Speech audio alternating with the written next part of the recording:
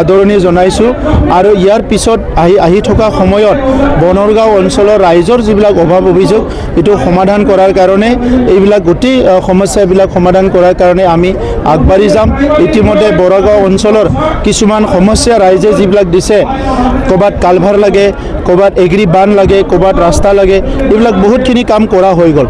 ইয়াত বাগান অঞ্চলো আছে, বাগান অঞ্চলতো সৰু সুৰা সমস্যা হৈ থাকে। এই সমস্যাবিলাক সমাধান কৰাৰ কাৰণে আমি বিভিন্ন আঁচনি হাতত লোৱা হৈছে।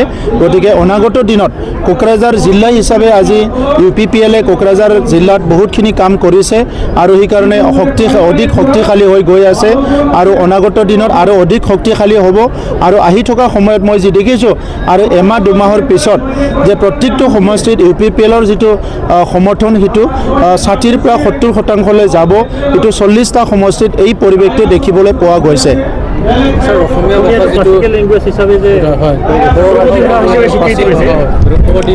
কি কৈছে? অসমীয়া ভাষা যিটো এটাকে ষ্টেপ এইটো হৈ যায়। অসমীয়া ভাষা আগতে 8th শিডিউলত হ'ল, বড়ো ভাষা পিছত 8th শিডিউলত অন্তৰ্ভুক্ত হ'ল।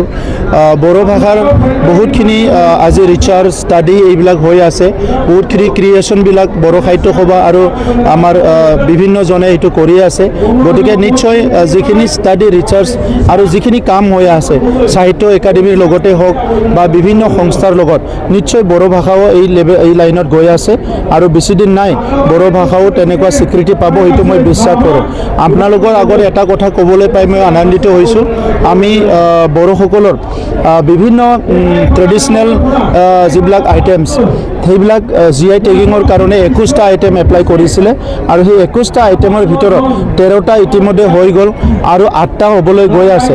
গতিকে ভাৰতৰ ভিতৰত বিভিন্ন অঞ্চলত যেনেকৈ GI টেগিং হৈছে, উত্তৰ পূৰ্বাঞ্চলত সকলোতকৈ GI টেগিং বেছি পোৱা, একেবাৰতে বেছি পোৱা অঞ্চলটো হ'ল বড়োলেণ্ড অঞ্চল। আৰু বড়োসকলৰ খুব আনন্দৰ এটা সময় আহিছে, কাৰণ হৈছে এটা সময়ত নিজৰ পৰিচয় অস্তিত্ব জীয়াই ৰখাৰ কাৰণে সংগ্ৰাম কৰি আমাৰ 5000কৈ লোক মানে শ্বহীদ হৈ গ'ল।